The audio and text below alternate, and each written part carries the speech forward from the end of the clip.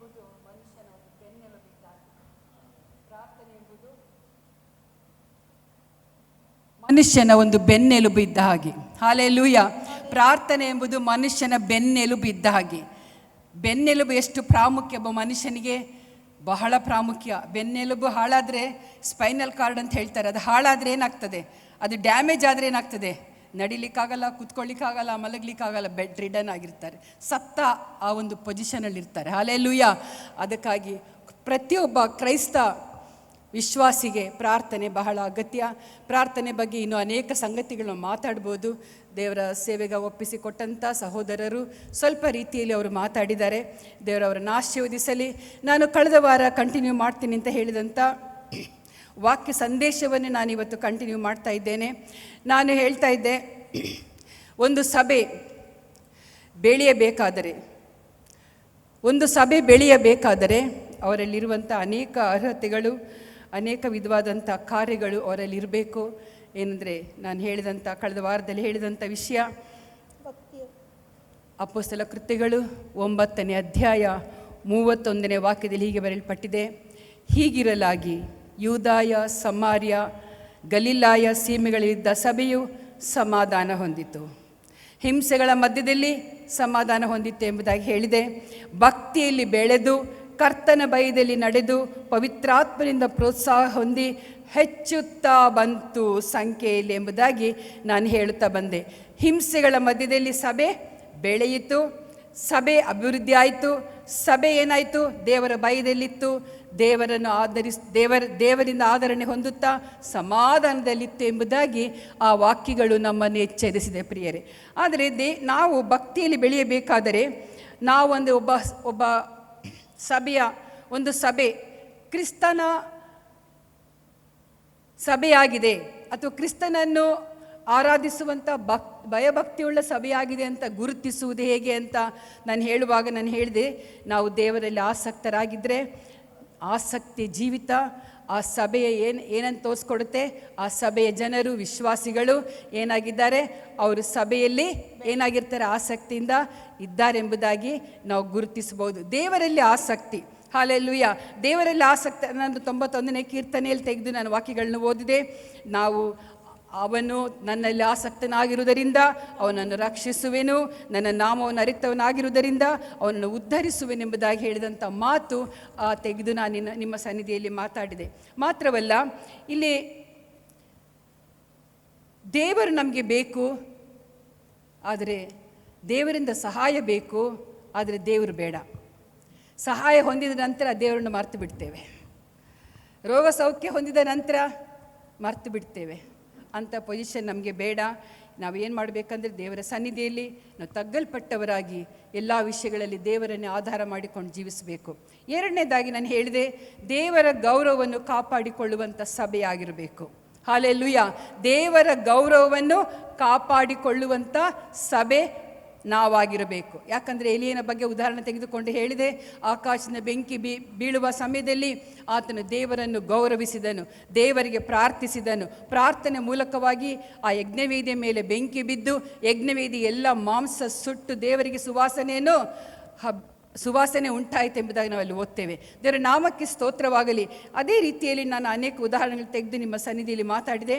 ಮೂರನೇದಾಗಿ ಇವತ್ತು ನಾನು ಮಾತಾಡಲಿಕ್ಕಿರುವಂಥ ಒಂದು ವಿಷಯ, ಒಂದು ಸಭೆ, ದೇವರಿಂದ ನಡೆಸಲ್ಪಡುವಂಥ ಸಭೆ ಅದು ಹೇಗಿರಬೇಕಂದ್ರೆ, ಮೂರನೇದಾಗಿ ದೇವರ ವಾಕ್ಯದಲ್ಲಿ ಆಸಕ್ತಿಯನ್ನು ವಹಿಸಬೇಕು. ಹಲ್ಲೆಲೂಯ.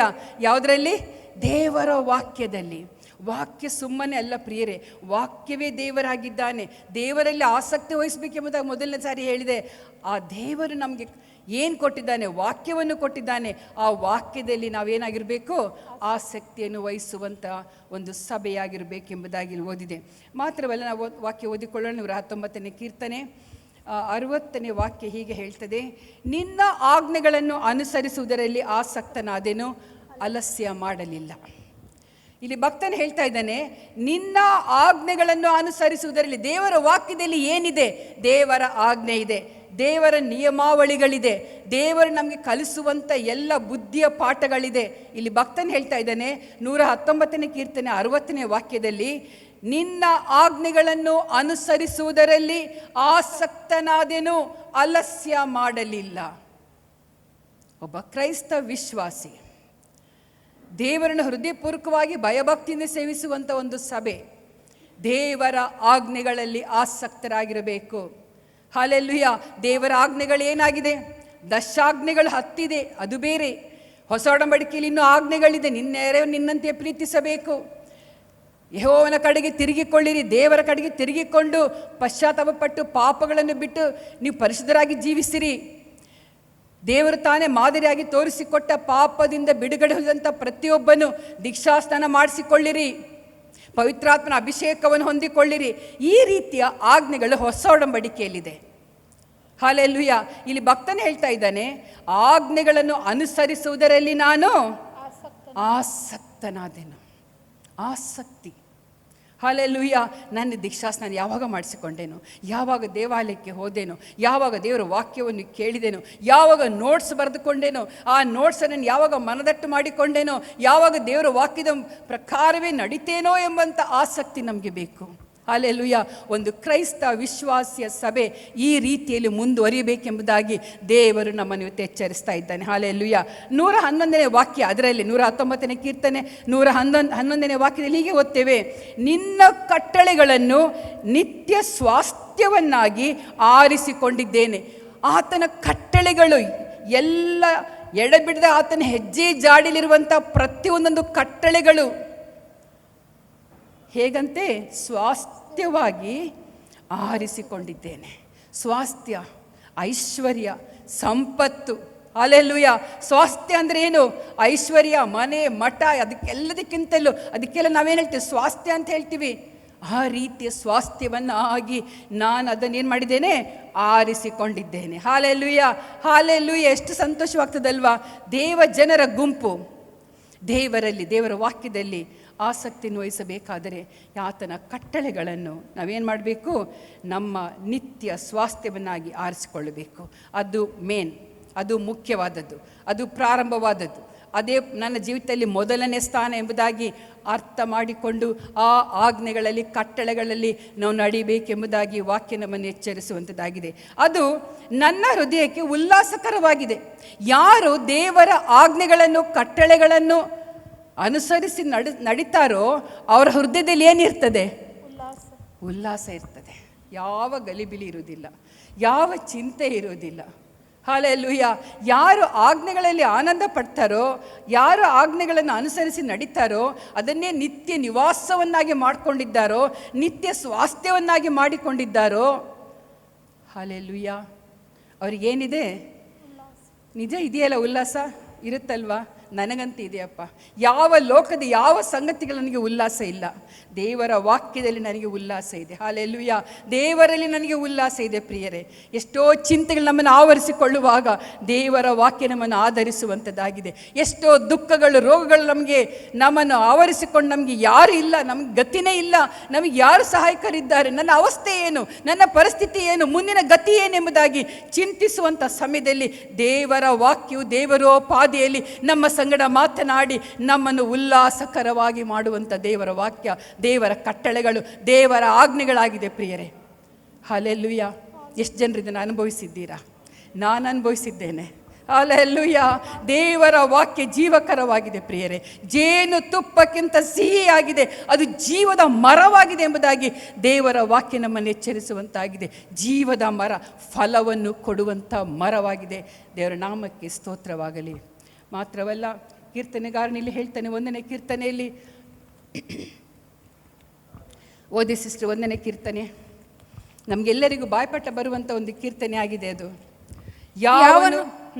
ಯಾವನು ದುಷ್ಟರ ಆಲೋಚನೆಯಂತೆ ನಡೆಯದೆ, ಪಾಪಾತ್ಮರ ಮಾರ್ಗದಲ್ಲಿ ನಿಂತುಕೊಳ್ಳದೆ, ಧರ್ಮ ನಿಂದಕರೊಡನೆ ಕೂತುಕೊಳ್ಳದೆ, ಯೆಹೋವನ ಧರ್ಮಶಾಸ್ತ್ರದಲ್ಲಿ ಆನಂದ ಪಡುವವನಾಗಿ ಅದನ್ನೇ ಹಗಲಿರುಳು ಧ್ಯಾನಿಸುತ್ತಿರುವನೋ ಅವನು ಎಷ್ಟೋ ಧನ್ಯನು. ಹಲ್ಲೆಲೂಯಾ. ಯಾರು ದೇವರ ವಾಕ್ಯವನ್ನು ಧ್ಯಾನಿಸುತ್ತಾ ಇರುವನೋ ಅವನು ಧನ್ಯನು, ಅವನೇ ಆಶೀರ್ವಾದ ಹೊಂದಿದವನು. ಧನ್ಯನು ಅಂತ ಹೇಳಿದರೆ ಆಶೀರ್ವಾದ ಹೊಂದಿದವನು. ಹಲ್ಲೆಲೂಯಾ. ಆಶೀರ್ವಾದ ಹೊಂದಿದವನು ಯಾರು? ಯಾರು ದೇವರ ವಾಕ್ಯದಲ್ಲಿ ಅದನ್ನೇ ಧ್ಯಾನಿಸುತ್ತಾ ಹಗಲಿರುಳು ಒಂದು ಗಂಟೆ 2 ಗಂಟೆ ಎಲ್ಲ ಹಗಲು ರಾತ್ರಿ ಪ್ರತಿನಿತ್ಯವೂ 24 ತಾಸು 365 ದಿನಗಳಲ್ಲಿರುವಂಥ ಎಲ್ಲ ನಿಮಿಷಗಳು ಎಲ್ಲ ಗಂಟೆಗಳಲ್ಲಿಯೂ ಯಾರು ದೇವರ ವಾಕ್ಯವನ್ನು ಧ್ಯಾನಿಸ್ತಿರ್ತಾರೋ, ಹಲ್ಲೆಲೂಯ, ಅವನು ಯಾರು? ಧನ್ಯನು, ಬ್ಲೆಸ್ಸೆಡ್ ಪೀಪಲ್ ಅವರು. ಹಲ್ಲೆಲೂಯ, ದೇವರ ನಾಮಕ್ಕೆ ಸ್ತೋತ್ರವಾಗಲಿ. ಹಲ್ಲೆಲೂಯ, ಎಷ್ಟು ಸಂತೋಷವಾಗ್ತದೆ. ದೇವರ ವಾಕ್ಯವನ್ನು ಬಿಟ್ಟು ನಾವು ಏನು ಮಾಡಲಿಕ್ಕೆ ಸಾಧ್ಯವಿಲ್ಲ. ಅಂದರೆ ದೇವರನ್ನು ಬಿಟ್ಟು ನಾವು ಏನು ಮಾಡಲಿಕ್ಕೆ ಸಾಧ್ಯವಿಲ್ಲ. ದೇವರ ನಾಮಕ್ಕೆ ಸ್ತೋತ್ರವಾಗಲಿ. ನನಗೆ ಸ್ವಲ್ಪ ಸಮಯ ಇದೆ, ನಾನು ಇನ್ನೊಂದು 2 ಮಾತ್ರ ಹೇಳಿ ನಾನು ಮುಗಿಸ್ತೇನೆ.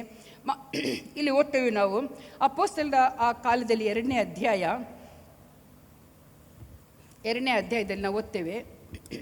ಅವರು ಹೇಗಿದ್ರಂದರೆ, ಓದಿ ಅದನ್ನು, 2ನೇ ಅಧ್ಯಾಯ 41 ಓದಿ. ಅವನ ಮಾತಿಗೆ ಒಪ್ಪಿಕೊಂಡವರು ದೀಕ್ಷಾಸ್ನಾನ ಮಾಡಿಸಿಕೊಂಡರು. ಆ ದಿವಸ ಸುಮಾರು 3,000 ಜನರು ಅವರಲ್ಲಿ ಸೇರಿದರು. ಇವರು ಅಪೊಸ್ತಲರ ಬೋಧನೆಯನ್ನು ಕೇಳುವುದರಲ್ಲಿಯೂ ಸಹೋದರರ ಅನ್ಯೋನ್ಯತೆಯಲ್ಲಿಯೂ ರೊಟ್ಟಿ ಮುರಿಯುವುದರಲ್ಲಿಯೂ ಪ್ರಾರ್ಥನೆಗಳಲ್ಲಿಯೂ ನಿರತರಾಗಿದ್ದರು. ಇಲ್ಲಿ ಅಪೊಸ್ತಲರು ಅಂತ ಹೇಳುವಾಗ ಯೇಸುವಿನ ಶಿಷ್ಯರು, ಯೇಸುವಿನೊಂದಿಗೆ ಟ್ರೈನಿಂಗ್ ಪಡೆದುಕೊಂಡವರು, 3.5 ವರ್ಷ ಯೇಸುವಿನೊಂದಿಗೆ ಇದ್ದಂಥ ವಿಶ್ವಾಸಿಗಳು, ಅಂದರೆ ದೇವರ ಜನರು, ಅಂದರೆ ಆತನ ಶಿಷ್ಯರು. ಅವರು ದೇವರಿಂದ ಏನು ಹೊಂದಿಕೊಂಡು, ಯೇಸುವಿನಿಂದ ಅವರು ಏನು ಕಲ್ತಿದ್ದಾರೋ ಅದನ್ನು ಅವರು ಪಾಲಿಸುತ್ತಾ ಬಂದರು. ಪೇತ್ರನು ಒಂದೇ ಒಂದು ಪ್ರಸಂಗದಿಂದ 3,000 ಜನರು ದೇವರ ಕಡೆಗೆ ತಿರುಗಿಕೊಳ್ತಾರೆ. ಆಗ ಅವರ ಹೃದಯವು ಆತನ ಪ್ರಸಂಗದಿಂದ ಅಲಗು ನೆಟ್ಟಂತಾಗಿ ನಾವು ಏನು ಮಾಡಬೇಕು ಎಂಬುದಾಗಿ ಒಂದು ಪ್ರಶ್ನೆ ಅವರಲ್ಲಿ ಉಂಟಾಗ್ತದೆ. ಆತನು ಹೇಳ್ತಾನೆ, ನೀವು ನಿಮ್ಮ ಪಾಪಗಳಿಗೋಸ್ಕರ ಪಶ್ಚಾತ್ತಾಪ ಪಟ್ಟು ದೇವರ ಕಡೆಗೆ ತಿರುಗಿಕೊಳ್ಳಿರಿ ಅಂತ ಹೇಳುವಾಗ ಅವರು ದೇವರ ಕಡೆಗೆ ತಿರುಗಿಕೊಂಡದು ಮಾತ್ರವಲ್ಲ, ಅವರು ದೀಕ್ಷಾಸ್ನಾನ ಮಾಡಿಸಿಕೊಂಡರು. ಅವನ ಮಾತಿಗೆ ಒಪ್ಪಿಕೊಂಡವರು ದೀಕ್ಷಾಸ್ನಾನ ಮಾಡಿಸಿಕೊಂಡರು. ಆ ದಿವಸ 3,000 ಜನರು ಏನಾಯ್ತು, ಅವರಲ್ಲಿ ಸೇರಿದರು. ಯಾರಲ್ಲಿ ಸೇರಿದರು? ವಿಶ್ವಾಸಿಗಳ ಗುಂಪಿನಲ್ಲಿ ಸೇರಿದರು. ಬಹಳ ಸುಂದರವಾದ ಒಂದು ಮಾತು, ಇದರಲ್ಲಿ ಅರ್ಥ ಬಹಳ ಇದೆ. ಇದರಲ್ಲಿ ವಿಶ್ವಾಸಿಗಳ ಗುಂಪಿನಲ್ಲಿ ಸೇರಿದರು. ಯಾರು? ದೀಕ್ಷಾಸ್ನಾನ ಮಾಡಿಸಿಕೊಂಡವರು. ಅವಿಶ್ವಾಸಿಗಳ ಗುಂಪಿನಲ್ಲಿ ಇರಲಿಲ್ಲ. ಅರ್ಧಂಬರ್ಧ ಯೇಸುವನ್ನು ಕಂಡುಕೊಂಡಂಥ, ಅರ್ಧಂಬರ್ಧ ಬೋಧಿಸುವಂಥ ಸಭೆಗಳಲ್ಲಿ ಇರಲಿಲ್ಲ. ಸಂಪೂರ್ಣ ಆಜ್ಞೆಗಳು, ಸಂಪೂರ್ಣ ಕಟ್ಟಳೆಗಳನ್ನು ಕೈಕೊಂಡು ನಡೆಯುವಂಥ ಸಭೆಯಲ್ಲಿ ಅವರು ವಿಶ್ವಾಸಿಗಳಾಗಿದ್ದರು. ಅವರಲ್ಲಿ ಸೇರಿದರು. ಒಂದೊಂದು ವರ್ಡ್ ಕೂಡ ದೇವರ ವಾಕ್ಯದಲ್ಲಿ ಬಹಳ ಅರ್ಥವನ್ನು ಕೊಡುವಂಥದ್ದಾಗಿದೆ.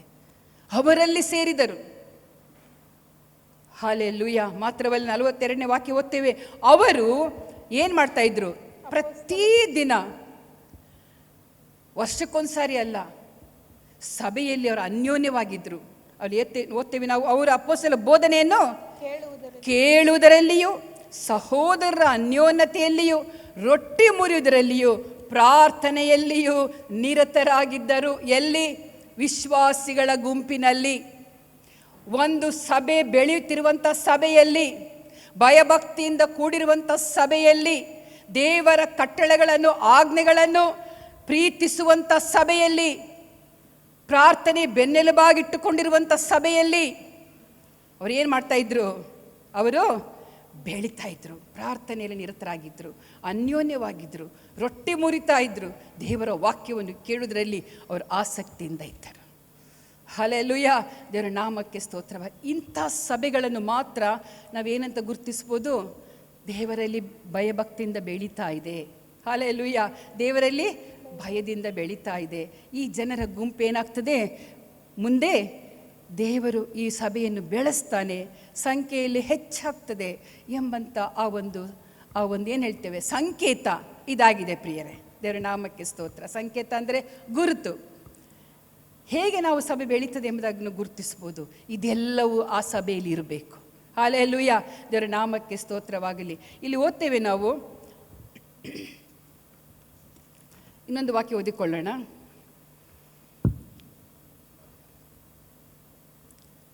ಅಪೊಸ್ತಲ ಕೃತ್ಯಗಳು 18ನೇ ಅಧ್ಯಾಯ 25ನೇ ವಾಕ್ಯ. ಇಲ್ಲಿ ನಾವು ಸೇವೆಯಲ್ಲಿ ಕೂಡ ಆಸಕ್ತಿಯನ್ನು ವಹಿಸಬೇಕೆಂಬುದಾಗಿ ಹೇಳುವಂಥ ಒಂದು ಮಾತಿಲ್ಲಿದೆ. ಸೇವೆಯಲ್ಲಿ ಆಸಕ್ತಿ. ಮೊದಲನೇದಾಗಿ ನಾನು ಹೇಳಿದ ದೇವರಲ್ಲಿ ಆಸಕ್ತಿ, ದೇವರ ಗೌರವವನ್ನು ಕಾಪಾಡೋದ್ರಲ್ಲಿ ಆಸಕ್ತಿ, ದೇವರ ವಾಕ್ಯದಲ್ಲಿ ಆಸಕ್ತಿ ಹೇಳಿದೆ. ಇನ್ನು ಮಾತ್ರವಲ್ಲ, ಸೇವೆಯಲ್ಲಿ ಆಸಕ್ತಿ. ಸೇವೆ ಅಂದರೆ ಕರ್ತನ ಸೇವೆ ಮಾಡೋದ್ರಲ್ಲಿ ಆಸಕ್ತಿ ವಹಿಸಬೇಕು. ಒಂದು ವಾಕ್ಯ ಓದಿಕೊಳ್ಳಿ. ಈಗ ತಾನು ಹೇಳಿದೆ ನಾನು, ಅಪೊಸ್ತಲರ ಕೃತ್ಯಗಳು 18ನೇ ಅಧ್ಯಾಯ 25ನೇ ವಾಕ್ಯ ಓದಿ ಸಿಸ್ಟರ್.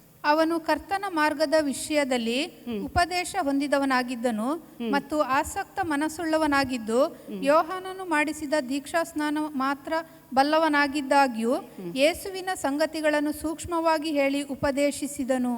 ಇಲ್ಲಿ ಅಪೊಸ್ತಲನೆಂಬ ಒಬ್ಬ ಯಹೂದ್ಯನು ಆಸಕ್ತ ಮನಸ್ಸುಳ್ಳವನಾಗಿದ್ದನು.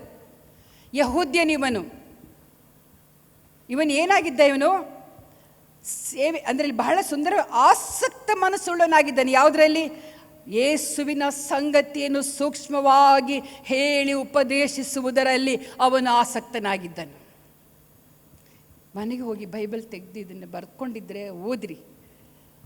ಹಲ್ಲೆಲೂಯಾ, ದೇವರ ನಾಮಕ್ಕೆ ಸ್ತೋತ್ರವಾಗಲಿ. ಇಲ್ಲಿ ಒಬ್ಬ ಯಹೂದ್ಯನು ಆಸಕ್ತ ಮನಸ್ಸುಳ್ಳವನಾಗಿ ಯೇಸುವಿನ ಸಂಗತಿಯನ್ನು ಸೂಕ್ಷ್ಮವಾಗಿ ಹೇಳಿ ಉಪದೇಶಿಸಿದನು. ಸಭಾ ಮಂದಿರದಲ್ಲಿ ಧೈರ್ಯದಿಂದ ಮಾತಾಡೋದಕ್ಕೆ ಪ್ರಾರಂಭಿಸಿದನು. ಒಂದು ಕ್ರೈಸ್ತ ಸಭೆ ಯಾವ ಸಮಯದಲ್ಲಿಯೂ, ಯಾವ ಪರಿಸ್ಥಿತಿಗಳಲ್ಲಿಯೂ, ಯಾವ ಸ್ಥಳಗಳಲ್ಲಿಯೂ ಈ ಒಂದು ಸನ್ನಿವೇಶವನ್ನು ರೂಢಿಸ್ಕೊಳ್ಬೇಕು. ಏನಂದರೆ ಸಭಾ ಮಂದಿರದಲ್ಲಿ ಧೈರ್ಯದಿಂದ ಮಾತಾಡೋದಕ್ಕೆ ಪ್ರಾರಂಭಿಸಿದನು. ಈಗ ನಾವು ದಿವಸಗಳ ಸಭಾ ಮಂದಿರ ನಮಗೆ ಎಲ್ಲೂ ಸಿಕ್ಕುವುದಿಲ್ಲ. ಅನ್ಯ ಜನಾಂಗಳ ಮಧ್ಯೆ ನಾವು ಉಪದೇಶ ಮಾಡಬೇಕಾಗ್ತದೆ. ಒಂದು ವೇಳೆ ಕಷ್ಟದ ಅನುಭವ ನಮಗೆ ಬರುವಾಗ ನಮ್ಮನ್ನು ಸುತ್ತುವರೆದಂಥ ಜನರಿಗೆ ನಾವು ಮಾತಾಡಬೇಕಾಗ್ತದೆ. ಬೆಡ್ಡಲ್ಲಿ ಮಲಗಿರುವಾಗ, ರೋಗಿಯಾಗಿ ಮಲಗಿರುವಾಗಲೂ ನಾವು ದೇವರ ವಿಷಯವಾಗಿ ಸಾಕ್ಷಿ ಹೇಳಬೇಕಾಗಿರ್ತದೆ, ದೇವರ ವಿಷಯವಾಗಿ ಮಾತಾಡಬೇಕಾಗಿರ್ತದೆ. ನಮ್ಮ ಸುತ್ತಲೂ ವೈರಿಗಳಿರುವಾಗಲೂ ಅವರನ್ನು ಜಯಿಸುವುದಕ್ಕಾಗಿ ಸೇರಿ ಬಂದ ಜನರಿಗೆ ನಮ್ಮ ದೇವರು ಯಾರೆಂಬುದಾಗಿ ಸಾಕ್ಷಿ ಹೇಳಬೇಕಾಗಿರುತ್ತದೆ.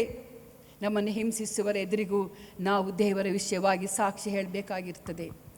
ಆದರೆ ಇಲ್ಲಿ ವಾಕ್ಯ ಹೇಳ್ತದೆ, ಧೈರ್ಯದಿಂದ ಮಾತಾಡುವರಾಗಿರಬೇಕು. ಹಲ್ಲೆಲೂಯಾ. ಹೇಗಿರಬೇಕು? ಧೈರ್ಯದಿಂದ. ನಮ್ಮಲ್ಲಿ ಗಲಿಬಿಲಿದ್ರೆ, ಕಳವಳ ಇದ್ದರೆ, ಯೇಸುವಿನ ಬಗ್ಗೆ ನಿಜವಾದ ಒಂದು ನಂಬಿಕೆ, ವಿಶ್ವಾಸ ನಮಗಿಲ್ಲದೆ ಹೋದರೆ ನಾವು ನಿಜವಾಗಿಯೂ ದೇವರ ವಿಷಯವಾಗಿ ಧೈರ್ಯವಾಗಿ ಹೇಳಲಿಕ್ಕೆ ಸಾಧ್ಯನೇ ಇಲ್ಲ. ಫಸ್ಟು ಯೇಸು ಯಾರೆಂಬುದಾಗಿ ಅನುಭವ ಸವಿದು ನಾವು ನೋಡಬೇಕು, ತಿಳ್ಕೊಳ್ಳಬೇಕು. ಅನುಭವ ಸವಿದವರು ಮಾತ್ರವೇ ಎಲ್ಲ ಪರಿಸ್ಥಿತಿಗಳಲ್ಲಿ, ಎಲ್ಲ ಸಂಗತಿಗಳಲ್ಲಿ ಧೈರ್ಯದಿಂದ ಯೇಸುವಿನ ವಿಷಯವಾಗಿ ತಿಳಿಸುವುದಕ್ಕೆ ನಮಗೆ ಸಾಧ್ಯವಾಗ್ತದೆ. ಇಲ್ಲದಿದ್ದರೆ ಇಲ್ಲ. ಹಲ್ಲೆಲೂಯಾ, ದೇವರ ನಾಮಕ್ಕೆ ಸ್ತೋತ್ರವಾಗಲಿ. ಇಲ್ಲಿ ಜಾಗ್ರತೆ ಬೇಕಾದಲ್ಲಿ ರೋಮಪತ್ರಿಕೆ 12ನೇ ಅಧ್ಯಾಯ 11ನೇ ವಾಕ್ಯ ಓದಿ ಸಿಸ್ಟರ್. ರೋಮಪತ್ರಿಕೆ 12. ಜಾಗ್ರತೆ ಬೇಕಾದಲ್ಲಿ ಆಲಸ್ಯವಾಗಿರದೆ ಆಸಕ್ತ ಚಿತ್ತರಾಗಿದ್ದು ಕರ್ತನ ಸೇವೆ ಮಾಡುವವರಾಗಿರ್ರಿ. ಜಾಗ್ರತೆ ಬೇಕಾದಲ್ಲಿ, ಜಾಗ್ರತೆ ಅಂದರೆ ಎಚ್ಚರಿಕೆ. ನಾವು ಎಲ್ಲಿ ಇರಬೇಕು, ಯಾವ ಸ್ಥಳಗಳಲ್ಲಿ ನಾವು ಜಾಣರಾಗಿರಬೇಕು, ಯಾವ ಸ್ಥಳಗಳಲ್ಲಿ ನಾವು ನಿಷ್ಕಪಟಿಗಳಾಗಿರಬೇಕು, ಯಾವ ಸ್ಥಳದಲ್ಲಿ ನಮ್ಮ ಗೌರವವನ್ನು, ನಮ್ಮ ದೇವರ ಗೌರವವನ್ನು ಕಾಪಾಡಿಕೊಳ್ಳಬೇಕು ಎಂಬಂಥ ಆ ಒಂದು ಸನ್ನಿವೇಶದಲ್ಲಿ ನಾವೇನಾಗಿರ್ಬೇಕಂದ್ರೆ ಜಾಗೃತಿಯಾಗಿರಬೇಕು. ಅಂಥ ಸಮಯದಲ್ಲಿ ಜಾಗ್ರತೆಯನ್ನು ಇರುವುದು ಮಾತ್ರವಲ್ಲ, ಆಲಸ್ಯರಾಗದೆ ಆಸಕ್ತ ಚಿತ್ತರಾಗಿದ್ದು ಕರ್ತನ ವಾಕ್ಯವನ್ನು ಸಾರುವರಾಗಿರ್ರಿ. ಹಲ್ಲೆಲೂಯಾ. ಇದು ಒಬ್ಬ ಜೀವಂತ ಸಭೆಯ ಬೆಳವಣಿಗೆಯ ಲಕ್ಷಣಗಳು. ಎಲ್ಲ ಸಮಯಗಳಲ್ಲಿಯೂ ಸಾಕ್ಷಿಯಾಗಿ ನಿಲ್ಲುವಂಥದ್ದು. ಹಲ್ಲೆಲೂಯಾ.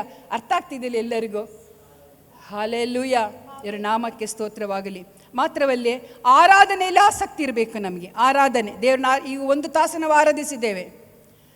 ಆರಾಧನೆಯಲ್ಲಿ ಏನಿರುತ್ತೆ? ಸ್ತುತಿ ಇರ್ತದೆ, ಸ್ತೋತ್ರ ಇರ್ತದೆ, ನಮ್ಮ ಹೃದಯದ ಅಂತರಾಳದಿಂದ ಕೆಲವು ಸಲ ಪ್ರಾರ್ಥನೆಯೂ ಇರ್ತದೆ. ಆತ್ಮಭರಿತವಾಗಿ ನಾವು ಅನೇಕ ವಿಷಯಗಳ ದೇವರ ಸನ್ನಿಧಿಯಲ್ಲಿ ನಾವು ಹೇಳ್ತಾ ಇರ್ತೇವೆ, ಪ್ರಾರ್ಥಿಸ್ತಾ ಇರ್ತೇವೆ, ಅನ್ಯ ಭಾಷೆಗಳನ್ನು ನಾವು ಮಾತಾಡ್ತಾ ಇರ್ತೇವೆ. ಇಲ್ಲಿ ಆರಾಧನೆಯಲ್ಲಿ ಆಸಕ್ತಿ. ಕೀರ್ತನೆಗಳು 27ನೇ ಅಧ್ಯಾಯ 4ನೇ ವಾಕ್ಯ ಹೀಗೆ ಓದ್ತೇವೆ ನಾವು. ನನ್ನ ಜೀವಮಾನದಲ್ಲೆಲ್ಲ ಯೆಹೋವನ ಮನೆಯಲ್ಲಿ ವಾಸ ಮಾಡುತ್ತಾ ಆತನ ಪ್ರಸನ್ನತೆಯನ್ನು ನೋಡುವುದಕ್ಕೂ ಆತನ ಮಂದಿರದಲ್ಲಿ ಧ್ಯಾನ ಮಾಡುವುದಕ್ಕೂ ನನಗೆ ಅಪ್ಪಣೆಯಾಗಬೇಕೆಂಬ ಒಂದೇ ವರವನ್ನು ಯೆಹೋವನಿಂದ ಕೇಳಿಕೊಂಡು ಅದನ್ನೇ ಎದುರು ನೋಡುತ್ತಿರುವೆನು. ಒಂದೇ ವರ. ಏನದು ಒಂದು ವರ? ಯೆಹೋವನನ್ನೇ ಧ್ಯಾನಿಸುತ್ತಿರಬೇಕು ಅಥವಾ ಆರಾಧಿಸುತ್ತಿರಬೇಕು. ಹಲ್ಲೆಲೂಯಾ. ಈ ವರವನ್ನು ದಾವೀದನು ಬೇಡ್ಕೊಳ್ತಾ ಇದ್ದಾನೆ. ಮಾತ್ರವಲ್ಲ, ಅಪೊಸ್ತಲ ಕೃತ್ಯಗಳ 2ನೇ ಅಧ್ಯಾಯ 36ನೇ ವಾಕ್ಯ ಹೀಗೆ ಓದ್ತೇವೆ: ನೀವು ಶಿಲುಬೆಗೆ ಹಾಕಿಸಿದ ಈ ಯೇಸುವನ್ನೇ ದೇವರು ಒಡೆಯನನ್ನಾಗಿಯೂ ಕ್ರಿಸ್ತನನ್ನಾಗಿಯೂ ಮಾಡಿದ್ದಾನೆಂಬುದು ಇಸ್ರಾಯೇಲ್ ಕುಲದವರೆಲ್ಲ ನಿಸ್ಸಂದೇಹವಾಗಿ ತಿಳಿದಿರಲಿ. ಇದನ್ನು ಅವರು ಕೇಳಿ ಹೃದಯದಲ್ಲಿ ಅವರು ಅಲುವು ನೆಟ್ಟಂತಾಗಿ, ಅಪೊಸ್ತಲರ ಸಹೋದರರೇ, ನಾವೇನು ಮಾಡಬೇಕು? ಆರಾಧನೆಯಲ್ಲಿ ಇಂಟ್ರೆಸ್ಟ್ ಅವರಿಗೆ ಬರುತ್ತೆ. ದೇವರ ವಾಕ್ಯವನ್ನು ಕೇಳುವಂಥ ಆ ಸಭೆಯಲ್ಲಿ ಜನರಿಗೆ ಏನುಂಟಾಯಿತು? ನಾವೇನು ಮಾಡಬೇಕು, ಹೇಗೆ ದೇವರನ್ನ ಆರಾಧಿಸಬೇಕು, ಹೇಗೆ ದೇವರನ್ನು ಕೊಂಡಾಡಬೇಕು ಎಂಬುದಾಗಿ ಅವರು ಪೇತ್ರನ ಹತ್ರ ಒಂದು ಪ್ರಶ್ನೆ ಕೇಳ್ತಾರೆ. ಈ ಪ್ರಶ್ನೆ ಎಲ್ಲಿರ್ತದೆ? ಒಂದು ಸತ್ಯವಾದಂಥ, ಅಂದರೆ ಜೀವವುಳ್ಳಂಥ ಸಭೆಯಲ್ಲಿ ಈ ಪ್ರಶ್ನೆಗಳಿರ್ತದೆ. ಜನರು ಅದಕ್ಕೆ ವಿಧೇಯರಾಗಿ ದೇವರನ್ನು ಆರಾಧಿಸುವವರಾಗಿರ್ತಾರೆ. ಪ್ರಿಯರೇ, ಆರಾಧನೆ ಬಹಳ ಪ್ರಾಮುಖ್ಯವಾದದ್ದು. ದೇವರನ್ನು ಆರಾಧಿಸುವವರು ಆತ್ಮೀಯ ರೀತಿಯಲ್ಲಿ ಸತ್ಯಕ್ಕೆ ತಕ್ಕ ಹಾಗೆ ಆರಾಧಿಸಬೇಕೆಂಬುದಾಗಿ ದೇವರು ತಾನೇ ನಮಗೆ ಎಚ್ಚರಿಕೆಯನ್ನು ಕೊಟ್ಟಿದ್ದಾನೆ. ಹೇಗೆ ಆರಾಧಿಸಬೇಕು? ಪೂರ್ಣ ಹೃದಯದಿಂದ, ಪೂರ್ಣ ಪ್ರಾಣದಿಂದ, ಪೂರ್ಣ ಶಕ್ತಿಯಿಂದ ಆರಾಧಿಸಬೇಕೆಂಬುದಾಗಿ ಆತನು ಹೇಳಿದ್ದಾನೆ. ಹಲ್ಲೆಲೂಯಾ.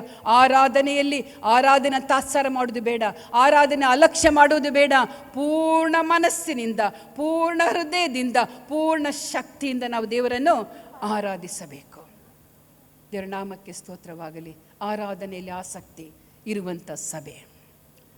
ಕೆಲವರು ಆರಾಧನೆಯಲ್ಲಿ ಬಾಯಿ ಮುಚ್ಚಿ ಕೂತ್ಕೊಳ್ತಾರೆ, ಕೆಲವರು ಆರಾಧನೆಯಲ್ಲಿ ನಿದ್ರೆ ಮಾಡ್ತಾರೆ, ಕೆಲವರು ಆರಾಧನೆಯಲ್ಲಿ ಯಾವ ಒಂದು ಪ್ರತಿಕ್ರಿಯೆ ಆ್ಯಕ್ಷನ್ ಇರುವುದಿಲ್ಲ. ದಾವೀದನು ಕುಣಿಯುತ್ತಾ ನಲಿಯುತ್ತಾ ದೇವರನ್ನು ಆರಾಧಿಸಿದನು. ಸಂತೋಷಭರಿತವಾಗಿ ಇಲ್ಲಿ ಕುಣಿದು ಬೇಡ, ನಲಿಯುವುದು ಬೇಡ, ಆದರೆ ಹೃದಯಪೂರ್ವಕವಾಗಿ ನಲಿಯೋಣ, ಹೃದಯದಿಂದ ಕುಣಿಯೋಣ, ಹೃದಯದಿಂದ ನಲಿಯೋಣ, ದೇವರನ್ನು ಆರಾಧಿಸೋಣ. ಪ್ರಿಯರೇ, ಹಲ್ಲೆಲೂಯಾ. ಇವತ್ತೊಂದು ಸಹೋದರಿ, new face, I saw your dance. Hallelujah.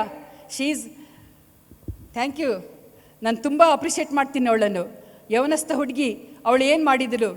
ಒಳ್ಳೆ ರೀತಿಯಲ್ಲಿ ಆರಾಧನೆ ಮಾಡುವಾಗ ಎಷ್ಟು ಸುಮಧುರವಾಗಿ ಆಕೆ ಚಪ್ಪಾಳೆ ಹೊಡೆಯುತ್ತಾ ತನ್ನನ್ನೇ ಮರೆತವಳಾಗಿ ಅವಳು ಅದನ್ನು ಆರಾಧಿಸಿದಳು, ದೇವರನ್ನು ಆರಾಧಿಸಿದಳು. ಹಲ್ಲೆಲೂಯಾ. ದೇವರ ನಾಮಕ್ಕೆ ಸ್ತೋತ್ರವಾಗಲಿ. ಇಂಥ ಸನ್ನಿವೇಶ, ಇಂಥ ಜೀವಿತದ ಪಟ್ಟಿ ನಮಗೆ ಬೇಕು ಪ್ರಿಯರೇ. ಈ ಪಟ್ಟಿ ಏನಾಗಿದೆ? ಜೀವವುಳ್ಳ ಸಭೆ ಎಂಬಂಥ ಪಟ್ಟಿಗೆ ನಾವು ಸೇರಿಕೊಳ್ತೇವೆ. ಹಲ್ಲೆಲೂಯಾ. ಮರ್ತು ಬಿಡೋಣ. ನನ್ನನ್ನು ಯಾರು ನೋಡ್ತಾರೆ, ನನ್ನನ್ನು ಯಾರು ನೋಡಿ ನನ್ನ ಹೀಯಾಳಿಸ್ತಾರೆ ಎಂಬಂಥ ಪ್ರಶ್ನೆ ಬೇಡ. ಯವನಸ್ಥ ಹುಡುಗಿ, she is A Young girl. Hallelujah. ದೇವರ ನಾಮಕ್ಕೆ ಸ್ತೋತ್ರ. ಅವರಿಗೆ ಕನ್ನಡ ಬರುವುದಿಲ್ಲ. ಹಲ್ಲೆಲೂಯಾ. ದೇವರ ನಾಮಕ್ಕೆ ಸ್ತೋತ್ರವಾಗಲಿ. ದೇವರು ಅವರನ್ನು ಆಶೀರ್ವದಿಸಲಿ. ಮುಂದಿನ ದಿವಸಗಳು ಅವರಿಂದ ಕೆಲವೆಲ್ಲ ನೀವು ಕೇಳ್ಬೋದು. ಅವರನ್ನು ಆಶೀರ್ವದಿಸಲಿ. ದೇವರ ನಾಮಕ್ಕೆ ಸ್ತೋತ್ರ. ಮಾತ್ರವಲ್ಲ, ಇಲ್ಲಿ ಒಂದು ವಾಕ್ಯ ಓದಿಕೊಳ್ಳೋಣ. ನಾವು ಕೊಡುವುದರಲ್ಲಿ ಆಸಕ್ತಿಯಾಗಿರಬೇಕು. ಕೊಡುವುದರಲ್ಲಿ ಆಸಕ್ತಿಯಿಂದ ಇರಬೇಕು. ಏನು ಕೊಡಬೇಕು? ಹೃದಯವನ್ನೇ ಕೊಡಬೇಕು. ದೇವರು ಬರೀ ಹಣವನ್ನು ಮಾತ್ರ ಕೇಳೋದಿಲ್ಲ ಪ್ರಿಯರೇ. ಇವತ್ತು ಸಭೆಗಳಲ್ಲಿ ಕೊಡ್ರಿ ಕೊಡ್ರಿ ಕೊಡ್ರಿ ಎಂಬುದಾಗಿ ಪ್ರಸಂಗವನ್ನು ಮಾಡ್ತಾ ಇರ್ತಾರೆ. ನಾನು ಅದ್ರ ಬಗ್ಗೆ ಮಾತಾಡೋದಿಲ್ಲ. ನಿಮ್ಮ ಹೃದಯವನ್ನು ಕೊಡ್ರಿ. ಲುದ್ಯಳು ಏನು ಮಾಡಿದಳು? ತನ್ನ ಹೃದಯವನ್ನು ಕೊಟ್ಟಳು, ದೇವರಿಗೆ ಕೊಟ್ಟಳು. ತನ್ನ ಮನೆಯ ಬಾಗಿಲನ್ನು ತೆರೆದಳು ಸೇವೆಗಾಗಿ. ತನ್ನ ಮನೆಯ ಬಾಗಿಲನ್ನು ಸೇವೆಗಾಗಿ ತೆರೆದಳು. ಆ ಊರಲ್ಲಿ ಅನೇಕರು ದೇವರನ್ನು ಕಂಡುಕೊಂಡರು. ನಿಮ್ಮ ಮನೆಯ ಬಾಗಿಲನ್ನು ದೇವರಿಗೆ ತೆಗೆದುಕೊಡ್ರಿ, ನಿಮ್ಮ ಹೃದಯವನ್ನು ದೇವರಿಗೆ ಬಿಚ್ಚಿಕೊಡ್ರಿ. ಮೂರನೇದಾಗಿ ಅಪೊಸ್ತಲ ಕೃತ್ಯಗಳು 2 ಕೊರಿಂಥ 9 2ನೇ ವಾಕ್ಯನ ಒಂದು 2 ವಾಕ್ಯ ಮಾತ್ರ ಓದಿ ಮುಗಿಸ್ತೇನೆ. 5 ನಿಮಿಷ ಮಾತ್ರ ಇದೆ. 2 ಕೊರಿಂಥ 9:2. ನಿಮ್ಮ ಮನಸ್ಸು ಸಿದ್ಧವಾಗಿದೆ ಎಂಬುದು ನನಗೆ ಗೊತ್ತುಂಟು. 1 ವರ್ಷದ ಹಿಂದೆ ಅಕಾಯದವರು ಸಹಾಯ ಮಾಡುವುದಕ್ಕೆ ಸಿದ್ಧರಾಗಿದ್ದಾರೆಂದು ಮೆಕಾದೋನ್ಯದವರ ಮುಂದೆ ನಿಮ್ಮನ್ನು ಹೊಗಳುತ್ತಾ ಇದ್ದೇನೆ. ಮತ್ತು ನಿಮ್ಮ ಆಸಕ್ತಿಯು ಅವರಲ್ಲಿ ಬಹು ಜನರನ್ನು ಪ್ರೇರೇಪಿಸಿತು. 44ನೇ ವಾಕ್ಯ 9:44.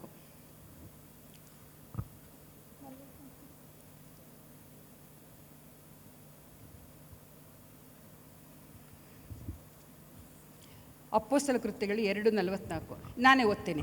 ಅಪೊಸ್ತಲ ಕೃತ್ಯಗಳು 2:44.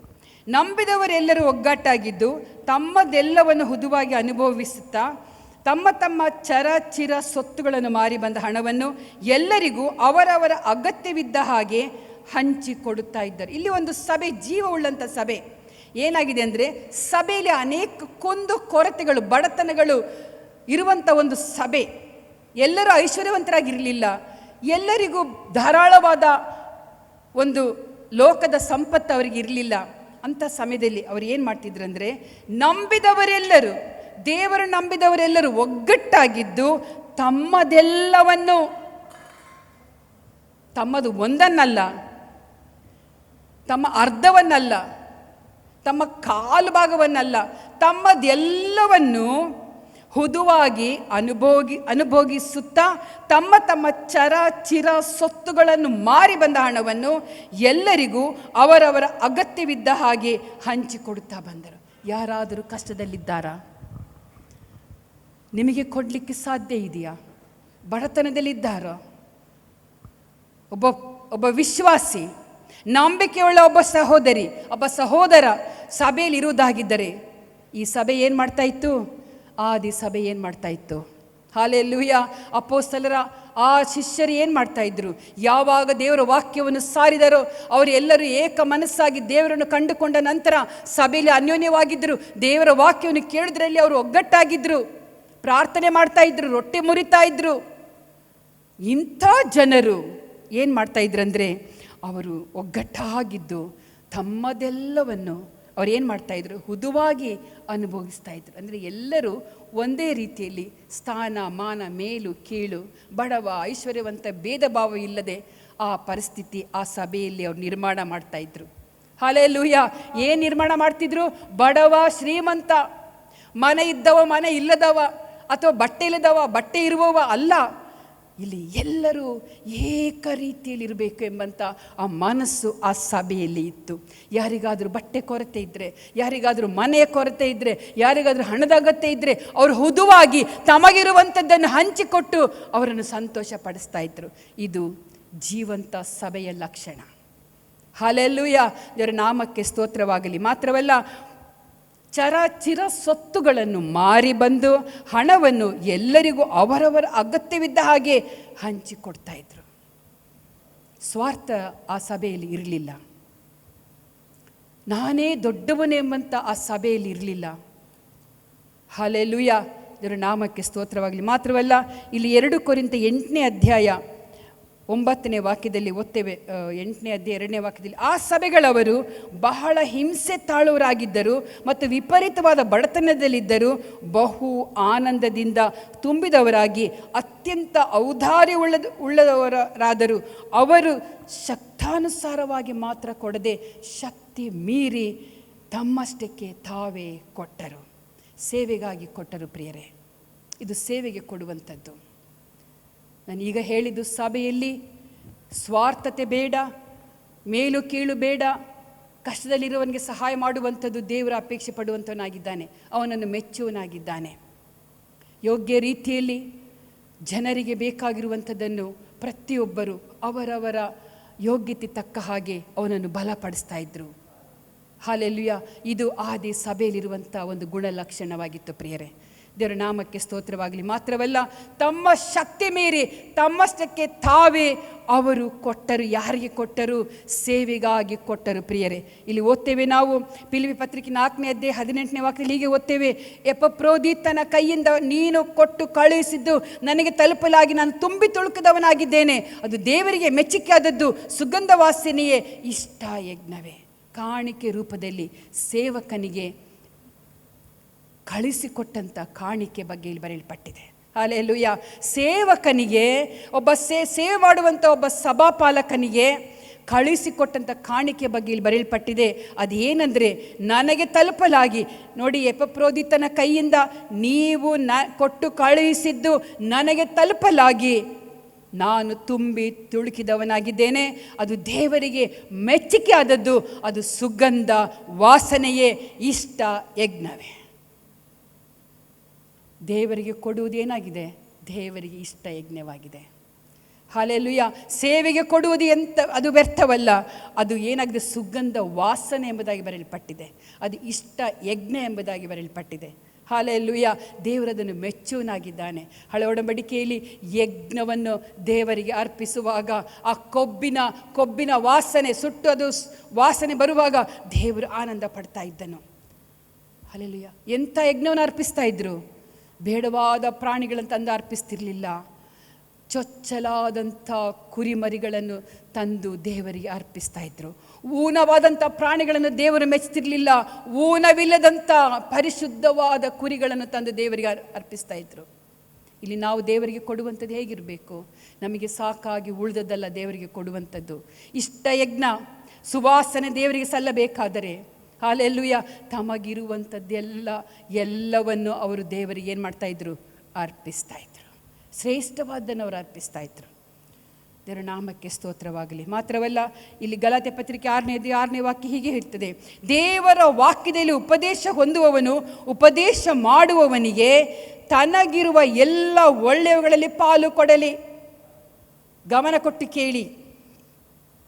ಒಂದು ಜೀವಂತ ಸಭೆ, ಭಯಭಕ್ತಿಯಿಂದ ಬೆಳೀತಿರುವಂಥ ಸಭೆ, ವಿಶ್ವಾಸಿಗಳ ಗುಂಪಿನಲ್ಲಿರುವಂಥ ಸಭೆ, ಅನ್ಯೋನ್ಯವಾಗಿರುವಂಥ ಸಭೆ, ರೊಟ್ಟೆ ಮುರಿಯುವಂಥ ಸಭೆ, ಅಂದರೆ ಕರ್ತನ ಭೋಜನದಲ್ಲಿ ಪಾಲು ತೆಗೆದುಕೊಳ್ಳುವಂಥ ಸಭೆ, ವಿಶ್ವಾಸಿಗಳು ಪ್ರಾರ್ಥನೆ ವಿಜ್ಞಾಪನೆಗಳನ್ನು ಮಾಡುತ್ತಿರುವಂಥ ಸಭೆ. ಅದು ಹೇಗಿದೆ ಅಂದರೆ ದೇವರ ವಾಕ್ಯದಲ್ಲಿ ಉಪದೇಶವನ್ನು ಹೊಂದುವವರು. ಬಹಳ ಸುಂದರವಾಗಿ ಬರೆಯಲ್ಪಟ್ಟಿದೆ. ಉಪದೇಶ ಹೊಂದುವವರು ಯಾರು ದೇವರ ವಾಕ್ಯವನ್ನು ಒಬ್ಬ ಸಭಾಪಾಲಕನ ಮೂಲಕವಾಗಿ ಉಪದೇಶವನ್ನು ಹೊಂದಿ ಬೆಳೀತಾ ಇದ್ದಾರೋ ಅವರೇನಂತೆ ತನಗಿರುವ ಎಲ್ಲ ಒಳ್ಳೆಯವುಗಳಲ್ಲಿ ಪಾಲು ಕೊಡಲಿ. ಎಲ್ಲ ಒಳ್ಳೆಯವುಗಳಲ್ಲಿ ಪಾಲು ಕೊಡಲಿ. ಹಲ್ಲೆಲೂಯಾ. ದೇವರ ನಾಮಕ್ಕೆ ಸ್ತೋತ್ರ. ಕೊಟ್ಟಾಗ ಏನಾಗ್ತದೆ? ಸಭೆ ಬೆಳೀತದೆ. ಕೊಟ್ಟಾಗ ಏನಾಗ್ತದೆ? ಈ ಸಭೆ ಜೀವಂತ ಮರವಾಗಿದೆ, ಫಲವನ್ನು ವೃದ್ಧಿಸುವಂಥ ಒಂದು ಸಭೆಯಾಗಿದೆ ಎಂಬುದಾಗಿ ಗುರುತಿಸಲಿಕ್ಕೆ ಸಾಧ್ಯವಾಗ್ತದೆ. ಹಲ್ಲೆಲೂಯಾ. ಮಾತ್ರವಲ್ಲ, 1 ಕೊರಿಂಥ 9ನೇ ಅಧ್ಯಾಯ 13-14ನೇ ವಾಕ್ಯ ಹೀಗೆ ಹೇಳ್ತದೆ, ದೇವಾಲಯದ ಊಳಿಗವನ್ನು ನಡೆಸುವವರು ದೇವಾಲಯದ ಆದಾಯದಿಂದ ಊಟ ಮಾಡುತ್ತಾರೆಂಬುದು ಯಜ್ಞವೇದಿಯ ಬಳಿಯಲ್ಲಿ ಸೇವೆ ಮಾಡುವವರು ಆ ವೇದಿಗೆ ಬರುವ ಪದಾರ್ಥಗಳಲ್ಲಿ ಪಾಲು ಹೊಂದುತ್ತಾರೆಂಬುದು ನಿಮಗೆ ತಿಳಿಯದೋ? ಸುವಾರ್ತೆ ಸಾರುವವರು ಸುವಾರ್ತೆಯಿಂದಲೇ ಜೀವನ ಮಾಡಬೇಕೆಂದು ನೇಮಿಸಿದ್ದೇನೆ. ಸುವಾರ್ತೆ ಸಾರುವವರು ಸುವಾರ್ತೆಯಿಂದಲೇ ಏನಾಗಬೇಕು? ಅವರು ಜೀವನ ಮಾಡಬೇಕು. ಕೆಲವರು ಅರ್ಧ ಕೆಲಸ ಮಾಡಿಕೊಂಡು ಕೆಲವರು ಸೇವೆ ಮಾಡೋರಿದ್ದಾರೆ. ಅದರ ಬಗ್ಗೆ ಇಲ್ಲಿ ಬರೆಯಲ್ಪಟ್ಟಿಲ್ಲ. ಫುಲ್ ಟೈಮ್ ಸೇವೆ ಯಾರು ಮಾಡಲಿಕ್ಕೆ ಒಪ್ಪಿಸಿಕೊಟ್ಟಿರ್ತಾರೋ ಆ ಒಂದು ಬೋಧಕನು, ಆ ಒಂದು ಸಭಾಪಾಲಕನು ಹೇಗೆ ಜೀವಿಸಬೇಕು? ಆತನು ಸಭೆಯ ಆದಾಯದಿಂದಲೇ ಆತನು ತನ್ನ ಜೀವನ ನಡೆಸಬೇಕೆಂಬ ದೇವರ ವಾಕ್ಯ ಬರೆಯಲ್ಪಟ್ಟಿದೆ. ಹಲ್ಲೆಲೂಯಾ. ಮಾತ್ರವಲ್ಲ, ಬಡವರಿಗೆ ಕೊಡುವಂಥವರಾಗಿರಬೇಕು. ಲಾಸ್ಟ್ ನಾನು ಹೇಳ್ತಾ ಇದ್ದೇನೆ, ಬಡವರಿಗೆ ಕೊಡುವಂಥ ಸಭೆ ಆಗಿರಬೇಕು. ಇಲ್ಲಿ ಓದ್ತೇವೆ ನಾವು ಜ್ಞಾನೋಕ್ತಿಗಳ ಪುಸ್ತಕ 14ನೇ ಅಧ್ಯಾಯ 31ನೇ ವಾಕ್ಯ, ಬಡವನನ್ನು ಹಿಂಸಿಸುವವರು ಸೃಷ್ಟಿಕರ್ತನನ್ನು ಹೀನೈಸುವರು, ಗತಿಯಿಲ್ಲದವನನ್ನು ಕರುಣಿಸುವವನು ಆತನನ್ನು ಘನಪಡಿಸುವನು. ಇಲ್ಲಿ ಒಂದು ಸಭೆ ಬಡವನನ್ನು ಗುರುತಿಸಬೇಕು. ಹಲ್ಲೆಲೂಯಾ. ಬಡವನನ್ನು ಗುರುತಿಸಿ ಏನು ಮಾಡಬೇಕು? ಅವನನ್ನು ಅವನಿಗೆ ಏನು ಮಾಡಬೇಕು? ಕರುಣಿಸಬೇಕೆಂಬುದಾಗಿ ದೇವರ ವಾಕ್ಯದಲ್ಲಿ ಹೇಳ್ತದೆ. ಆ ಕರುಣೆ ಅವನ ಮೇಲಿರಬೇಕು. ತಕ್ಕ ಸಮಯದಲ್ಲಿ ಅವನಿಗೆ ಬೇಕಾದಂಥ ಸಹಾಯಗಳನ್ನು ನಾವು ಕೊಡುವರಾಗಿರಬೇಕು. ಇದು ಜೀವವಿರುವ ಸಭೆ. ಆಜ್ಞೆಗಳನ್ನು ಕಟ್ಟಳೆಗಳನ್ನು ನಡೆಸುತ್ತಿರುವಂಥ ಸಭೆಯ ಲಕ್ಷಣ. ಈ ಸಭೆ ಹೀಗೆ ಇದ್ದರೆ, ಬಡವರನ್ನು ಗುರುತಿಸಿ ಅವರಿಗೆ ಬೇಕಾದಂಥ ತಕ್ಕ ಕಾಲದಲ್ಲಿ ಕೊಡುವಂಥ ಸಭೆಯಾಗಿದ್ದರೆ ಎಂಥ ಸಭೆ ಅದು? ಜೀವವುಳ್ಳ ಸಭೆ, ಬೆಳೆಯುವಂಥ ಸಭೆ. ಜೀವವಿದ್ದರೆ ಮಾತ್ರ ಬೆಳೀಲಿಕ್ಕೆ ಸಾಧ್ಯ. ಹಲ್ಲೆಲೂಯಾ. ಈ ಎಲ್ಲ ಗುಣಲಕ್ಷಣಗಳು ಒಂದು ಸಭೆಯಲ್ಲಿ ಇರುವುದಾದರೆ ಸಭೆ ಏನಾಗ್ತದೆ? ಬೆಳವಣಿಗೆ ಆಗ್ತದೆ. ದೇವರ ನಾಮಕ್ಕೆ ಸ್ತೋತ್ರವಾಗಲಿ. ಗಲಾತ್ಯ ಪತ್ರಿಕೆ 2ನೇ ಅಧ್ಯಾಯ 10ನೇ ವಾಕ್ಯ ಹೀಗೆ ಓದ್ತೇವೆ. ಗಲಾತ್ಯ 2:10, ಅನ್ಯ ಜನರಲ್ಲಿ ಆಗಲಿ ಸುನ್ನತಿಯವರಾಗಲಿ ಅವರಲ್ಲಿ ಬಡವರನ್ನು ಜ್ಞಾಪಕ ಮಾಡಿಕೊಂಡು ಕೊಳ್ಳಬೇಕೆಂದು ಬೇಡಿಕೊಳ್ಳುತ್ತೇನೆ. ಯಾರೇ ಆಗಲಿ, ಅನ್ಯರಾಗಿರಲಿ ದೇವರ ಮಕ್ಕಳಾಗಿರಲಿ, ನೀವು ಬಡವರನ್ನು ಸನ್ಮಾನಿಸುವವರಾಗಿರಬೇಕು. ದೇವರ ವಾಕ್ಯ ಹೇಳ್ತದೆ. 25ನೇ ಮತ್ತಾಯನ ಸುವಾರ್ತೆ 25ನೇ ಅಧ್ಯಾಯ ಓದ್ತೇವೆ ನಾವು. ಯೇಸು ಸ್ವಾಮಿ ತಾನೇ ಹೇಳ್ತಾನೆ. ಯಾವಾಗ ಸ್ವಾಮಿ? ಶಿಷ್ಯರು ಹೇಳ್ತಾರೆ, ನಾನು ಯೇಸು ಸ್ವಾಮಿ ಹೇಳುವಂಥ ಸಮಯದಲ್ಲಿ ಆತನು ಹೇಳುವಂಥ ನೋಡ್ತೇವೆ, ನಾನು ಊಟ ಇಲ್ಲದವನಾಗಿ ಬಂದೇನು, ನನಗೆ ಊಟಕ್ಕೆ ಕೊಟ್ಟಿರಿ. ನಾನು ಬಟ್ಟೆಲಿದವನಾಗಿ ಬಂದೇನು, ನನಗೆ ಹೊದಿಲಿಕ್ಕೆ ಕೊಟ್ಟಿರಿ. ಹಲ್ಲೆಲೂಯ. ಇಂಥದ್ದೆಲ್ಲ ಹೇಳುವಾಗ ಶಿಷ್ಯರೊಂದು ಮಾತು ಕೇಳ್ತಾರೆ, ಯಾವಾಗ ಸ್ವಾಮಿ ನೀನು ಬಂದೆ? ಯಾವಾಗ ನೀನು ಬಟ್ಟೆಲಿದವನಾಗಿ ಬಂದೆ? ಯಾವಾಗ ಹಸಿದವನಾಗಿ ಬಂದೆ ಅಂತ ಕೇಳುವಾಗ ಯೇಸು ಸ್ವಾಮಿ ಹೇಳ್ತಾನೆ ಏನಂತ, ಯಾರ್ಯಾರು ಬಡವರಿಗೆ ದಿಕ್ಕಿಲ್ಲದವರಿಗೆ ನೀನು ಏನೇನು ಮಾಡಿದಿರೋ ಅದನ್ನೆಲ್ಲ ನನಗೆ ಮಾಡಿದ ಹಾಗೆ. ಹಲ್ಲೆಲೂಯ, ನನಗೆ ಮಾಡಿದ ಹಾಗೆ. ಇದು ದೇವರು ನಮಗೆ ಮತ್ತಾಯನ ಸುವಾರ್ತೆ 25ನೇ ಅಧ್ಯಾಯದಲ್ಲಿ ಬರೆಯಲ್ಪಟ್ಟಂಥ ಆ ವಾಕ್ಯ. ಫುಲ್ 25ನೇ ಅಧ್ಯಾಯ ಓದಿರಿ, ಬಹಳ ಸುಂದರವಾದಂಥ ಒಂದು ಅಧ್ಯಾಯವಾಗಿದೆ. ದೇವರ ನಾಮಕ್ಕೆ ಸ್ತೋತ್ರವಾಗಲಿ. ಹೌದು ಪ್ರಿಯರೇ, ನಾವು ಕೊಡುವುದರಲ್ಲಿ ಆಸಕ್ತರಾಗಿರಬೇಕು. ನಾವು ಬಡವರನ್ನು ನಾವು ಸತ್ಕರಿಸೋರಾಗಿರಬೇಕು. ಬಡವರ ಮೇಲೆ ನಮ್ಮ ಕರುಣೆ ಇರಬೇಕೆಂಬುದಾಗಿ ನಾನು ಇಷ್ಟರವರೆಗೂ ನಾನು ಹೇಳ್ತಾ ಬಂದೆ. ಮಾತ್ರವಲ್ಲ, ನನ್ನ ಈ ಪ್ರಸಂಗದ 3ನೇ ವಾರದ ಈ ಪ್ರಸಂಗದಲ್ಲಿ ಹಿಂದಿನದನ್ನು ಸ್ವಲ್ಪ ನಾನು ಜ್ಞಾಪಕ ತರ್ತೇನೆ. ದೇವರಲ್ಲಿ ಭಯಭಕ್ತಿಯಿಂದ ಇರುವಂಥ ಸಭೆ. ಭಯ ಅಂದರೆ ಏನು? ಜ್ಞಾನೋಕ್ತಿಗಳು 8ನೇ ಅಧ್ಯಾಯ 13ನೇ ವಾಕ್ಯ ಹೀಗೆ ಹೇಳ್ತದೆ, ಯೆಹೋವನ ಭಯ ಪಾಪ ದ್ವೇಷವನ್ನು ಹುಟ್ಟಿಸುತ್ತದೆ. ಏನು ಭಯ? ದೇವರಲ್ಲಿ ಭಯದಿಂದ ಬೆಳೆಯಿತು ಸಭೆ, ಭಕ್ತಿಯಲ್ಲಿ ಬೆಳೆಯಿತು ಎಂಬುದಾಗಿ ಹೇಳುವಾಗ ಏನು ಭಯ? ಭಯ ಅಂದರೆ ಪಾಪ ದ್ವೇಷವನ್ನು ಹುಟ್ಟಿಸುವಂಥದ್ದೇ ದೇವರ ಭಯ. ಈ ಪಾಪ ದ್ವೇಷ ಹುಟ್ಟಿಸುವಂದ್ರೆ ಏನೇನು ಪಾಪ ಅಲ್ಲಿ ಬರೆಯಲ್ಪಟ್ಟಿದೆ? ಗರ್ವ, ಅಹಂಭಾವ, ದುರ್ಮಾರ್ಗತನ, ಕುಟಿಲ ಭಾಷಣ, ಇಂಥ ಎಲ್ಲ ಪಾಪಗಳನ್ನು ದ್ವೇಷಿಸುವಂಥದ್ದೇ ದೇವರಲ್ಲಿ ನಾವು ಭಯಭಕ್ತಿಯಿಂದ ಇದ್ದೇವೆ ಎಂಬುದನ್ನು ತೋರಿಸಿಕೊಡುವಂಥದ್ದಾಗಿದೆ. ಇನ್ನು ಭಕ್ತಿ ಅಂದರೆ ಏನು? ಯಾಕೋಬನ ಪತ್ರಿಕೆ 1ನೇ ಅಧ್ಯಾಯ 27ನೇ ವಾಕ್ಯ ಹೀಗೆ ಹೇಳ್ತದೆ, ಸಂಕಟದಲ್ಲಿ ಬಿದ್ದ ದಿಕ್ಕಿಲ್ಲದವರನ್ನು, ವಿಧವೆಯರನ್ನು ಪರಾಂಬರಿಸಿ ತನಗೆ ಪ್ರಪಂಚದ ದೋಷವು ಹತ್ತದಂತೆ ನೋಡಿಕೊಂಡಿರುವುದೇ ತಂದೆಯಾದ ದೇವರ ಸನ್ನಿಧಾನದಲ್ಲಿ ಶುದ್ಧವೂ ನಿರ್ಮಲವೂ ಆಗಿರುವ ಭಕ್ತಿ. ಏನು ಭಕ್ತಿ? ಶುದ್ಧವೂ ನಿರ್ಮಲವೂ ಆಗಿರುವ ಭಕ್ತಿ ಆಗಬೇಕಾದರೆ ಮೇಲಿನ ಕೆಲವು ಸಂಗತಿಗಳನ್ನು ಮಾಡಬೇಕಾಗ್ತದೆ. ಯಾರು ಸಂಕಟದಲ್ಲಿ ಬಿದ್ದಿದ್ದಾರೆ, ದಿಕ್ಕಿಲ್ಲದವರಾಗಿದ್ದಾರೆ, ವಿಧವೆಯರಾಗಿದ್ದಾರೆ, ಅವರನ್ನು ಪರಾಂಬರಿಸಬೇಕು. ಇದು ಭಕ್ತಿ. ಪ್ರಪಂಚದ ದೋಷ ನಮಗೆ ಹತ್ತಿಕೊಳ್ಳಬಾರ್ದು. ಯಾವ ಆಚಾರ ಪದ್ಧತಿಗಳು, ಸಂಪ್ರದಾಯಗಳು, ಈ ಲೋಕದ ಯಾವ ಸಂಪ್ರದಾಯಗಳು, ಆಚಾರ ಪದ್ಧತಿಗಳು ನಮ್ಮನ್ನು ಅಂಟಿಕೊಳ್ಳಬಾರದು ಎಂಬುದೇ ಇದರ ಉದ್ದೇಶ. ಈ ವಾಕ್ಯದ ಅರ್ಥವಾಗಿದೆ. ಇದರ ನಾಮಕ್ಕೆ ಸ್ತೋತ್ರವಾಗಲಿ. ಪ್ರಪಂಚದ ದೋಷ, ಪ್ರಪಂಚದಲ್ಲಿ ಅನೇಕ ದೋಷ ಕಾರ್ಯಗಳಿದೆ, ದೇವರು ಮೆಚ್ಚದೇ ಇರುವಂಥ ಅನೇಕ ಕಾರ್ಯಗಳಿದೆ ಪ್ರಿಯರೇ. ಅದನ್ನೆಲ್ಲ ಹೇಳ್ತಾ ಹೋದರೆ ದೊಡ್ಡ ಲೀಸ್ಟ್ ಆಗ್ತದೆ. ಅದು ಕೇಳುವವರೆಗೆ ಒಂದು ವೇಳೆ ಸಿಟ್ಟು ಬರ್ಬೋದು. ಹಲ್ಲೆಲೂಯಾ. ಆದರೆ ನೀವೇ ದೇವರ ಜ್ಞಾನದಿಂದ ತಿಳ್ಕೊಳ್ರಿ. ಪ್ರಪಂಚದಲ್ಲಿರುವಂಥ ಆಚಾರ ಪದ್ಧತಿಗಳು ಎಲ್ಲ ಕಾರ್ಯಗಳನ್ನು ನಾವೇನು ಮಾಡಬೇಕು? ನಮಗೆ ಅಂಟಿಕೊಳ್ಳದ ಹಾಗೆ ನಾವು ದೂರ ಸರಿದಿರಬೇಕು. ಹಲ್ಲೆಲೂಯಾ. ಇದರ ನಾಮಕ್ಕೆ ಸ್ತೋತ್ರವಾಗಲಿ. ಏನಿದೆ ಇಲ್ಲಿ?